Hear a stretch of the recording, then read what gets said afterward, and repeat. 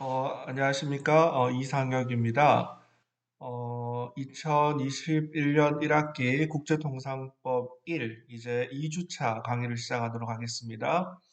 오늘 우리가 배울 주제는 지난주에 예고해 드렸던 것 같이 국제통상법의 발전이라는 주제를 가지고 공부해 보겠습니다. 오늘 주제는 우리가 한 학기 동안 배우게 될 국제통상법의 백그라운드, 특히 역사적 배경에 대한 얘기를 주로 다룰 텐데요. 제가 서브타이틀을 From the ITO to the WTO라고 해서 ITO, International Trade Organization, 국제무역기구로부터 WTO, 세계무역기구까지라는 서브타이틀을 정했습니다. 오늘 국제통상법이 발전하게 된 역사적 맥락, 배경에 대해서 함께 공부해 보도록 하겠습니다. 먼저 우리가 지난주에 배웠던 내용들을 잠깐 복습하고 들어가도록 하겠습니다. 지난주에 먼저 오리엔테이션을 했었죠. 수업이 어떻게 진행되는지, 그리고 수업 파일이 어떻게 올라오는지, 또 시험은 어떻게 진행되는지에 대해서 제가 자세하게 설명드렸습니다. 그리고 이제 본격적인 수업 내용과 관련해서 지난주에 국제통상법의 개념에 대해서 제가 설명드렸습니다. 국제통상법이 무엇인가? 기본적으로 국제통상법은 국제법, International Law라고 했고요. 법학 중에서 국제법의 한 분야인데, 국제법 중에서도 통상, 트레이드, 무역이라는 주제를 다루는 국제법이라고 했습니다. 국제경제법과 국제통상법은 매우 유사하다라고 했고요. 이에 반해서 국제거래법이라는 것은 전혀 다른 영역의 법이라고 했죠. 한국어로만 국제통상법, 국제거래법 비슷하지만 본질적인 개념이 완전히 다르다고 했습니다. 국제통상법과 유사 과목에 대해서 제가 설명드렸고요. 그리고 수업에 있어서 국제통상법이 어떤 내용들을 가르치는 과목인지에 대해서 설명드렸습니다. 자, 그럼 이제 오늘 우리가 배울 내용에 대해서 잠깐 설명을 드리면, 먼저 첫 번째로 자유무역 질서가 등장하게 되는 역사적 배경을 조금 설명드리도록 하겠습니다. 국제통상법이라는 것은 결국 국제사회에서 벌어지는 무역관계를 규율하는 법인데, 이러한 자유무역 질서가 등장하게 된 역사적 배경을 이해해야지만 국제통상법이 왜 필요하고 무엇을 어떻게 왜 규제하는지에 대해서 공감할 수 있을 것 같습니다. 그리고 두 번째는 현행 WTO 체제가 등장하기 이전에 존재했었던 가트 체제라는 게 있는데, 이 가트 체제가 무엇인지, 그리고 가트 체제에서 여러 종류의 다자간 무역 협상이라는 것이 진행되었는데, 이것이 무엇인지, 이것이 오늘날 국제통상법 체제를 만드는데 어떤 기여를 했는지에 대해서 함께 공부해 보도록 하겠습니다. 그리고 세 번째로는 1995년도에 WTO, 현행 세계무역기구라는 질서가 등장하게 되는데, WTO의 출범이 국제통상법상 어떤 의의를 가지는지에 대해서 함께 알아보도록 하겠습니다. 자, 오늘 우리는 자유무역 질서의 등장, 가트 체제에서의 다자간 무역 협상, 그리고 세 번째로 WTO 출범의 국제통상법상의라는 세 가지 측면을 보고 국제통상법의 발전, 역사적 배경에 대해서 한번 알아보도록 하겠습니다. 먼저 자유무역 질서를 이해하려면 뭐부터 알아야 되냐 하면 중상주의라는 개념부터 알아야 됩니다. 중상주의라는 말은 영어의 mercantilism이라는 단어를 번역했는데요. mercantilism이란 말은 우리가 merchant라고 하면 상인, 장사를 하는 사람들을 merchant라고 합니다. 그러니까 mercantilism이라는 단어는 merchant에서 왔는데요. 뭐 아주 쉽게 얘기하면 상인, 상업을 존중하는 이데올로기입니다. 이걸 한자어로 중상주의라고 해서 상업을 중요하게 생각하는 이데올로기라는 말로 번역합니다. 이 중상주의는 쉽게 말하면 과거 중세가 끝나고 유럽 사회에 등장했던 절대군주 국가가 지지했던 이데올로기가 중상주의입니다. 그러니까 과거 절대주의 국가들은 상업을 중시해서 자기들의 상품을 팔 수 있는 식민지 개척에 나섰죠. 근데 이때 중상주의는 나의 물건은 다른 나라에 수출하고 다른 나라의 물건은 우리나라에 수입하지 않고, 즉 나만 잘 살고 다른 나라들은 단순한 시장, 단순한 피착취의 개념으로만 생각했었죠. 이런 중상주의 이데올로기가 유럽을 지배하고 있었는데, 여기에 대해서 반발하고 등장했던 사상이 소위 말하는 자유주의 사상입니다. 자유주의, 영어로 liberalism이라는 단어를 번역했는데요. 말 그대로 liberty, 자유라는 단어가 있죠. 자유라는 가치를 존중하는 이데올로기가 바로 리버럴리즘, 자유주의입니다.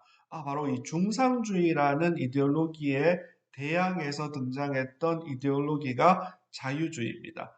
좀 더 큰 역사적 맥락에서 보면 절대군주에 대항하는 근대 시민들이 지지했던 사상, 근대 시민사회가 지지했던 사상을 흔히 리버럴리즘, 자유주의라는 말로 표현합니다.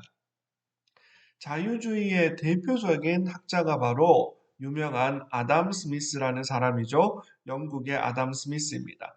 좀 더 정확하게는 스코틀랜드 출신의 학자이죠. 아담 스미스는 1723년에 태어나서 1790년까지 활동했는데 18세기 서구 유럽의 가장 중요한 인물 중에 한 사람입니다. 우리가 잘 아는 것처럼 아담 스미스가 썼던 너무나도 유명한 책이 국부론이란 책이죠. 국부론이란 책. 영어로 The Wealth of Nations라는 국가의 부라는 의미로 국부론이란 말로 번역했습니다. 1776년에 발간된 책인데요. 이 책이 바로 자유주의의 바이블이라고 할 수 있습니다. 우리가 한 학기 동안 배울 국제통상법이라는 주제, 이 법학이 등장하게 된 역사적 근원을 따지면 이 아담 스미스의 국부론에서 그 얘기를 찾을 수 있을 것 같습니다. 18세기 영국의 정치경제학자였던 아담 스미스는 국부론을 쓴 이유가 뭐냐 하면 어떻게 하면 국가의 부를 증대시킬 수 있을까라는 질문에 대한 답을 했습니다. 사실 이 책에서 가장 유명한 용어는 한 번쯤 들어보셨죠? 보이지 않는 손이라는 invisible hand라는 단어가 이 책의 가장 중요한, 이 책에서 가장 유명하게 된 표현이죠. 흔히 사람들이 시장, market이라는 개념을 아담 스미스가 보이지 않는 손이라고 표현했다라고 얘기를 하죠. 아담 스미스는 시장의 개념을 아주 중요하게 생각하고 국가가 통제하고 규제하는 것이 아니라 모든 것을 시장에 맡기면 다 잘 될 거라는 생각을 했습니다. 아담 스미스의 시장의 개념을 너무너무 잘 보여주는 유명한 비유가 한 가지 있죠. 아담 스미스는 그걸 베이커, 빵 굽는 사람들, 빵 제조업자의 비유라고 표현했는데 이런 겁니다. 모든 베이커들은 열심히 좋은 빵을 만들어서 조금이라도 더 값싸게 시장에 내어놓아서 더 많은 빵을 팔려고 합니다. 베이커가 빵을 만들어서 파는 이유는 오로지 자기의 이기적인 이익을 위한 거죠. 더 많은 돈을 벌기 위해서 빵을 만들어서 판매합니다. 더 많이 팔려니까 더 좋은 빵을 더 값싸게 만들 수밖에 없죠. 아담 스미스가 생각한 게 뭐냐면 비록 시장에 참여하는 모든 사람들은 오로지 자기의 이기적 이익을 위해서 움직이지만 결국은 그것이 베이커는 값싼 빵을, 더 좋은 빵을 값싸게 팔려고 하는 이기적 목적으로 행동했지만 다른 모든 시장 참여자들이 더 좋은 빵을 더 값싸게 구입할 수 있는 혜택을 누리게 된다. 즉, 시장 참여자들은 자기의 이익을 위해서 움직이지만 보이지 않는 시장의 원리에 의해서 모든 시장 참여자들이 혜택을 누리게 된다라는 것이 아담 스미스 자유론의 가장 중요한 핵심입니다. 이걸 흔히 Market Perfection이라고 해서 시장의 완벽함, 시장의 온전함, 시장에 맡기면 보이지 않는 손에 의해서 모든 것이 완벽하게 해결돼라는 이야기입니다. 근데 사실 시장, 보이지 않는 손이라는 것이 국부론의 결론은 아닙니다. 국부론의 결론은 분업입니다. 국부론이 아까 뭐라 그랬죠? 국가의 부를 증대시키기 위해서 무엇을 해야 하는지에 대한 그 질문에 대한 답변을 내는 책인데, 이 아담 스미스의 답변은 분업을 통해서 국가의 부는 증대할 수 있다. 즉 국부론의 결론은 Division of Labor, 분업하자입니다. 이 분업이라는 개념을 설명하기 위해서 아담 스미스는 또 재미있는 어, 반을 만드는 사람들의 예를 듭니다. 핀 메이커의 예를 드는데요. 예를 들어서 한 사람이 분업하지 않고 바늘을 만든다고 가정해 보면 한 사람이 산에 가서 철광석을 캐고 또 석탄을 캐고 이 두 가지를 태워서 쇳물을 끌어내고 쇳물을 녹여서 철사를 만들고 철사를 끊어서 작은 조각을 만들고 그걸 그라인딩해서 바늘을 만들고 포장해서 쓰고 판매하게 되겠죠. 근데 이 분업을 하지 않는 경우에 한 사람이 만들 수 있는 바늘의 수는 굉장히 제한될 수밖에 없을 겁니다.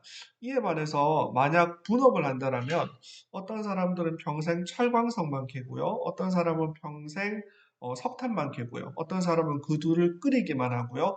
어떤 사람은 그걸로 철사를 뽑기만 하고 어떤 사람들은 그걸 가지고 커팅을 하기만 하고 어떤 사람은 그라인딩만 하고 어떤 사람들은 그 핀을 포장만 하고 어떤 사람들은 판매만 한다. 즉 분업을 하게 되면 어떤 효과가 벌어질까요? 쉽게 말하면 스페셜라이제이션, 전문화가 이루어져서 효율성이 높아질 수밖에 없겠죠. 예를 들면 평생 바늘 그 철사를 가지고 그라인딩 하는 사람은 평생 그라인딩만 한다 그러면 아주 기똥차게 그라인딩을 하겠죠. efficiency, 효율성이 높아질 수밖에 없겠죠. 즉 아담 스미스는 분업을 하면 효율성이 생기게 되고 생산성이 늘어나게 되고 결국 모두가 이익을 얻게 된다. 국가의 부는 증대하게 된다. 이게 아담 스미스의 분업에 대한 얘기입니다. 자, 그런데 여기에서 이제 무역, 통상을 공부하는 사람들은 무슨 얘기를 하냐면 우리가 무역이라는 것은 결국 전 세계적인 차원에서 각 국가가 자기가 잘할 수 있는 것을 분업한다라는 거예요. 아담 스미스의 얘기를 무역에 적용해 보면 결국 자유무역이라는 것은 각 국가가 각 국가에 있는 다양한 생산자들이 자기가 잘할 수 있는 것에 스페셜라이즈 전문화해서 그 전문화된 상품을 서로 교환하면 모두가 이익을 얻을 수 있다라는 얘기죠. 아담 스미스는 절대 우위 이런 표현을 쓴 적이 없는데 후대의 사람들이 아담 스미스의 생각을 자유무역에 적용해 보면 자기가 절대적으로 잘하는 절대 우위가 있는 분야에 전문화를 하고 그 전문화된 상품을 서로 교환하는 자유무역을 하면 모두가 이익을 얻을 수 있다. 아마도 아담 스미스는 무역을 이렇게 설명하지 않았을까라고 후대 학자들이 아담 스미스의 분업에 대한 생각을 무역이라는 생각에 적용해서 해석을 한 겁니다. 그래서 그 용어를 절대 우위 absolute advantage라는 말로 표현을 하기도 합니다. 자, 그러면 이 자유주의, 아담 스미스에게서 시작한 자유주의 사상이 이제 자유무역, free trade라는 것으로 이어지게 되는데요. 아담 스미스의 생각에 기반해서 자유무역에 대한 논의를 본격적으로 한 경제학자는 영국의 데이비드 리카르도라는 정치 경제학자입니다. 이 데이비드 리카르도는 아담 스미스의 생각을 이어받아서 자유무역에 대한 이론을 만들어내는데요. 그 생각을 표현했던 대표적인 책이 바로 1817년에 발표된 정치경제학과 과세의 원칙에 대하여 라는 책입니다. On the Principles of Political Economy and Taxation 이라고 해서 무역, 자유무역 통상을 공부하는 사람들에게 있어서는 이 책이 바로 바이블에 해당되는 책입니다.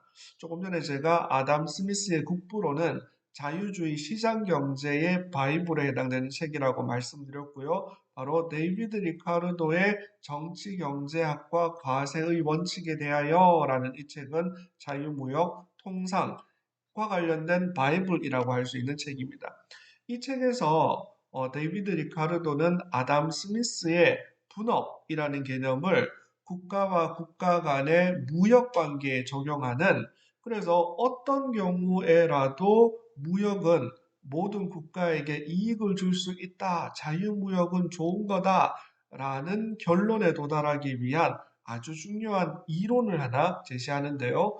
그 이론이 바로 비교 우위라는 comparative advantage라는 개념입니다. 비교 우위. 그래서 우리가 국제통상법을 이해하려면 기본적으로 무역이 왜 좋은 건데를 알아야 되겠죠. 자유무역은 모두에게 이익을 준다라는 것을 설명했던 데이비드 리카르도의 이론을 바로 비교 우위 이론 comparative advantage theory라고 합니다. 그럼 우리가 간단하게 비교 우위의 개념을 조금 배워보도록 하겠습니다. 먼저 아담 스미스의 생각을 조금 이해해보고 아담 스미스의 생각이 데이비드 리카르도에게서 어떻게 좀 더 발전했는지를 구분해서 봐야 할 필요가 있을 것 같습니다. 먼저 아담 스미스의 생각을 데이비드 리카르도의 생각에 빗대어서 후대 학자들이 절대 우위 이론이다라고 표현하는데 절대 우위 이론이 뭔지 제가 간단한 예를 통해서 설명해 보도록 하죠. 자, 이렇게 한번 가정해 봅시다. 전 세계에 오로지 영국과 프랑스라는 두 개의 국가만 있다고 가정해 봅시다. 물론 현실은 매우 많은 국가가 있죠. 근데 이론을 만든다라는 것은 현실을 보다 단순화시켜서 실제 어떤 일이 일어나는지를 상상해 보는 거예요. 자, 전 세계에 영국과 프랑스라는 두 개의 국가만 있다라고 가정해 보고요. 그리고 전 세계에 오로지 상품은 옷감, 옷을 만드는 천, 옷감과 와인만 있다라고 가정해 보죠. 그리고 옷감과 와인을 만드는 데 들어가는 생산 요소는 오로지 노동력만 있다고 가정해 봅시다. 그리고 영국에서는 옷감을 만드는데 옷감 한 필을 만드는데 4명의 노동자가 필요하고 그리고 영국에서는 와인을 만드는데 8명의 노동자가 필요하다라고 가정해 봅시다. 그리고 프랑스에서는 옷감을 만드는데 8명이 필요하고 와인을 만드는데 4명의 노동 인력이 필요하다고 가정해 봅시다. 뭐 조금 합리적인 가정이죠. 왜냐하면 영국은 산업혁명을 먼저 시작했기 때문에 텍스타일링에 있어서 프랑스보다 좀 더 잘하는 부분이 있을 거고요. 영국은 대신에 기후가 좋지 않아서 이 햇볕이 많이 나오는 기후가 아니어서 와인 생산은 상대적으로 어렵겠죠. 이에 반해서 프랑스는 산업혁명은 늦었지만 와인 생산하기에 적절한 따뜻한 햇빛이 있죠. 그래서 우리가 각각 4명, 8명, 8명, 4명의 생산 요소, 노동력이 필요하다라고 가정해 봅시다. 자, 그러면 영국 인구 12명, 4명, 8명, 프랑스 인구 8명, 4명, 즉 영국 12명, 프랑스 12명, 세계 인구로는 24명, 세계 인구 24명당 생산량을 한번 가정해 보죠. 전문화하지 않고 지금 현재 그대로라면 영국의 경우 4명이 옷감 하나, 8명이 와인 하나를 생산합니다. 즉 인구 12명당 영국 인구 12명당 와인 한 병과 옷감 하나를 생산하게 됩니다. 프랑스의 경우에도 인구 12명당 8명이 옷감 하나, 그리고 4명이 와인 한 병을 생산하게 되겠죠.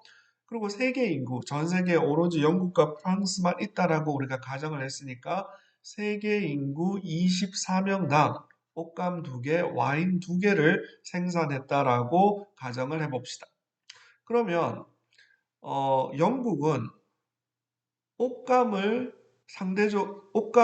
절대적으로 잘하죠. 전 세계에서 두 개 국가밖에 없는데 프랑스는 8명이나 필요한데 영국은 인구 4명이서 옷감 한 필을 만들 수 있습니다. 즉 영국은 옷감 만드는 것에 절대적인 우위를 가지고 있습니다. 이 절대적인 우위를 가지고 있는 곳에 영국은 전문화를 하는 거죠. 따라서 기존에 와인을 만들던 8명을 모두 다 옷감 만드는 곳에 옮기는 겁니다. 따라서 영국 인구 12명은 이제 절대 우위가 있는 옷감만 만들게 되고요. 반대로 프랑스는 기존의 옷감을 만들던 8명을 와인을 만드는 곳으로 이동을 시킵니다. 따라서 인구 12명 모두를 와인을 만드는 곳에 전문화시킨다라고 한다라면 스페셜라이제이션 전문화를 하게 되면 이제 영국 인구 12명이 모두 다 옷감을 만드니까 아까 제가 옷감을 하나 만드는데 4명이 필요하다라고 했는데 이제 인구 12명 모두가 옷감을 만드니까 영국은 옷감을 3개를 만들 수 있게 되고 다만 와인은 이제 더 이상 생산하지 않게 되죠. 이에 반해서 프랑스는 인구 12명 모두가 와인 만드는 것에 뛰어들게 되면 4명이 한 병을 만들었으니까 12명이 만들게 되면 3병을 만들 수 있게 되겠죠. 다만 옷감은 만들지 않게 됩니다.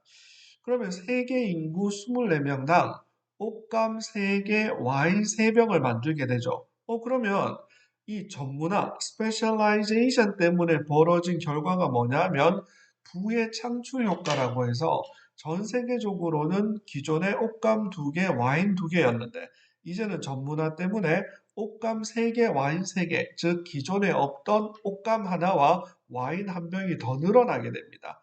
이게 소위 말하는 전문화로 인한 부의 창출 효과입니다. 그러니까 아담 스미스가 말했던 분업의 효과가 바로 이러한 새로운 부를 창출할 수 있다라는 얘기입니다. 그런데 만약 영국과 프랑스가 자기가 만든 옷감, 자기가 만든 와인을 서로 무역, 교환하게 된다면 영국과 프랑스와 전 세계 모두가 훨씬 더 잘 살게 되는, 더 많은 생산품을 가지게 되는 결론을 얻을 수 있다라는 거죠. 이에 반해서 데이비드 리카르도가 제시했던 비교 우위 이론은 다음과 같습니다. 이제 가정을 전 세계에 영국과 포르투갈이라는 국가가 있다고 가정해 보죠. 영국은 옷감을 만드는데 4명의 사람이 필요하고 와인을 만드는데 8명의 사람이 필요하고요.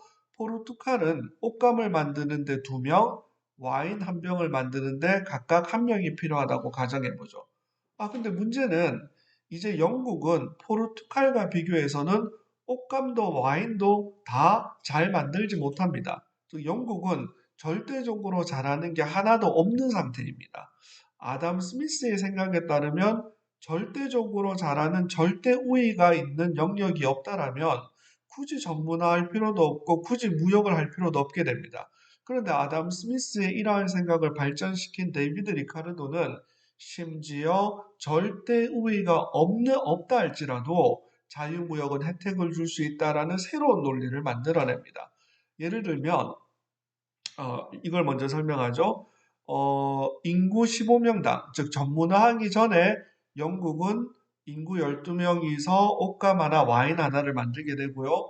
포르투갈은 인구 3명당 옷감 하나, 와인 한 병을 만들 수 있게 되죠. 따라서 영국 사람 12명, 포르투갈 사람 3명을 합친 인구 15명당 전 세계 생산량을 보면 옷감 2개, 와인 2개를 만들게 됩니다. 근데 만약 영국은 포르투갈과 비교하면 옷감도 못 만들고 와인도 못 만드는데 그나마 상대적으로 덜 못하는, 즉 비교적 그나마 더 잘하는 비교 우위가 있는 게 옷감이죠. 8명이 아니라 4명에서 하나를 만들어낼 수 있으니까요. 따라서 comparative advantage, 비교 우위가 있는 옷감에 영국은 전문화하게 되고 포르투갈은 이렇게 되면 영국은 인구 12명당 옷감 3개를 만들 수 있게 되겠죠. 이에 반해 포르투갈은 둘 다 잘하는데 옷감도 와인도 잘하는데 그나마 상대적으로 더 잘하는 와인에 스페셜라이즈 하게 되면 모든 인구가 와인을 생산하게 되면 와인 3병을 만들 수 있게 된다라는 거죠.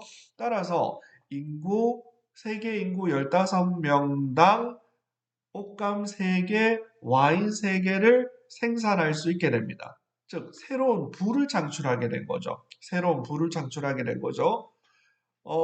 만약 이 경우에도 포르투갈과 영국 간의 옷감과 와인을 교환하게 되면, 자유무역을 하게 되면 영국은 물론 포르투갈과 전 세계 모두가 혜택을 얻을 수 있다라는 결론에 도달한다라는 겁니다.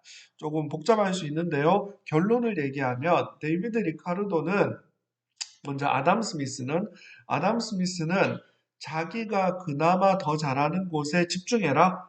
분업하자. 그리고 그걸 교환하면 모두가 이익을 얻을 수 있다라는 거고 데이비드 리카르도는 아담 스미스의 생각이 옳은데 다만 어느 곳도 잘하는 게 없는 국가, 모든 걸 다 잘하는 국가의 관계에서도 자유무역의 혜택은 나타날 수 있다. 왜냐하면 그나마 좀 더 잘하는 곳에 집중하고 그나마 좀 덜 못하는 곳에 집중해서 무역을 하게 되어도 이익을 얻을 수 있기 때문이다. 즉, 데이비드 리카르도가 제안했던 comparative advantage, 비교 우위 이론이라는 것은 자기에게 비교 우위가 있는 산업 분야에 전문화해라. 그리고 그 전문화한 것을 다른 나라와 무역 교환해라. 그러면 모두가 이익을 얻을 수 있다. 어떠한 경우에도 자유무역은 부를 창출하는 효과를 만들어낸다라는 것이 바로 데이비드 리카르도의 비교 우위 이론입니다. 이 비교 우위 이론이 바로 자유무역, 국제무역 통상을 가능하게 한 이론적 배경이 되는 겁니다. 다만 다음과 같은 문제가 몇 가지 있습니다.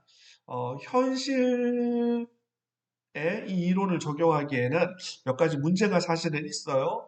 우리가 reality, 현실이라는 것과 theory, 이론이라는 것은 당연히 갭이 있겠죠. 그래서 다음과 같은 몇 가지 문제를 한번 생각해 봐야 돼요. 뭐냐면 전제 조건. 아까 저희가 몇 가지 프리컨디션을 들었죠. 세계에 영국과 프랑스 두 개 국가밖에 없다. 영국과 포르투갈 두 개 국가밖에 없다. 근데 실제 현실은 매우 다양한 국가들이 있죠. 그리고 전 세계의 상품은 옷감과 와인밖에 없다. 아니죠. 실제 현실에서는 매우 다양한 것들이 있죠. 그리고 저희가 가정했던 것 중에 하나가 생산 요소는 노동력밖에 없다. 아니죠. 실제로는 기술도 필요하고요. 노동력도 필요하고 자본도 필요하고 토지도 필요하고 여러 가지가 또 필요하겠죠. 그러니까 현실과 이 전제 조건 간의 갭이라는 문제가 또 있고요. 또 구조조정의 문제가 있습니다. 뭐냐면 아까 우리가 가정했던 게 영국에서 와인을 만드는 사람들을 옷감을 만들도록 바꾸자. 즉 와인에 종사하는 노동자를 옷감을 만드는 노동자로 전환시켜 주자. 이걸 뭐라고 말하냐면 구조조정, 어드저스트먼트라고 합니다. 이론적으로는 이 구조조정, 어드저스트먼트라는 게 아주 쉬운데 현실적으로 사실 어려움이 있어요. 뭐냐면 예를 들면 우리나라는 세미컨덕터, 반도체를 만드는 걸 아주 잘하죠. 우리나라는 반도체 생산에 비교 우위가 있습니다. 하지만 우리나라는 쌀 농사, 쌀을 생산하는 거에 비교 우위가 없죠, 그죠? 비교 우위가 없습니다. 그래서 우리나라 쌀 가격이 국제 쌀 가격에 비해서 예컨대 미국산 쌀 가격에 비해서 뭐 2배, 3배, 4배 이상 비쌉니다. 그러면 우리가 이론적으로만 보면 우리나라 쌀 생산을 포기하고 농사 짓던 모든 노동 인력을 세미컨덕터 반도체 만드는 곳으로 구조조정 시켜줄 수만 있다라면 모두가 위너가 된다라는 이론이 맞을 수 있어요. 근데 현실적으로는 예를 들어서 시골에 가면 60대, 70대, 80대 되는 노인들이 평생 동안 쌀 농사를 지으신 분들이 있어요. 그분들을 내일 당장 삼성전자 반도체 공장에 취업시켜서 반도체 생산을 시키게 되면 기존의 삼성전자가 반도체를 만들어내는 생산성이 유지될 수 있을까요? 유지될 수 없다라는 현실적인 문제가 있는 거예요. 그래서 우리가 이론적으로는 구조조정만 된다라면 이익을 얻는다. 현실에서 이 구조조정에 또 어려운 문제가 분명히 있는 겁니다. 세 번째로는 거래 조건에 문제가 있어요. 예를 들면 영국과 포르투갈이 있으면 영국은 와인 생산을 포기하고 모두가 비교 우위가 있는 옷감 생산에만 집중하였어요. 전문화했어요. 이에 반해서 포르투갈은 옷감도 잘 만들고 와인도 잘 만들지만 그래도 더 잘하는 컴패러티브 어드밴티지가 있는 와인 생산에만 집중했어요. 근데 만약에 영국과 포르투갈이 공정한 거래 조건으로 와인과 옷감을 교환하면 모두가 이익을 얻을 수 있는데 만약 이러면 어떨까요? 영국이 포르투갈에 대해서 야, 와인 한 병, 옷감 하나를 얻으려면 와인을 한 병이 아니라 10병을 줘. 옷감 하나에 와인 10병을 받아야 되겠어? 이렇게 말하면 어떻게 될까요? 야, 너네 추운데 옷 없으면 못 살잖아. 와인은 뭐 술 먹고 싶지만 참지 뭐. 이러면서 거래 조건을 자기가 유리하도록 상대편에게 부당하도록 거래 조건을 요구하는 거예요. 이렇게 되면 새롭게 창출된 부가 영국에게 다 이전되는 부의 이전 효과가 나타날 수가 있거든요. 이렇게 되면 오히려 자유무역 때문에 포르투갈이 영국에 의해서 착취당하는 결과가 만들어질 수도 있습니다. 즉, 공정한 거래 조건을 어떻게 합의할지에 대한 현실적인 문제가 또 남아 있습니다. 자, 아까 방금 말씀드렸던 전제 조건, 구조 조정, 거래 조건이라는 이론과 현실의 분명한 갭은 존재해요. 그럼에도 불구하고 자유무역은 모두에게 이익을 줄 수 있다라는 이 논리의 출발이 되는 게 바로 데이비드 리카르도가 제시했던 비교 우위 이론입니다. 이 비교 우위 이론이 바로 현재 국제통상법이 다루고자 하는 국제무역 질서를 만들어내게 된 근본적인 출발점이 되게 됩니다. 자, 이렇게 해서 우리가 자유무역의 가장 기초가 되는 이론을 잠깐 설명드렸는데 잠시 쉬었다가 다음 공부 또 지속하도록 하겠습니다. 잠시만 쉬겠습니다.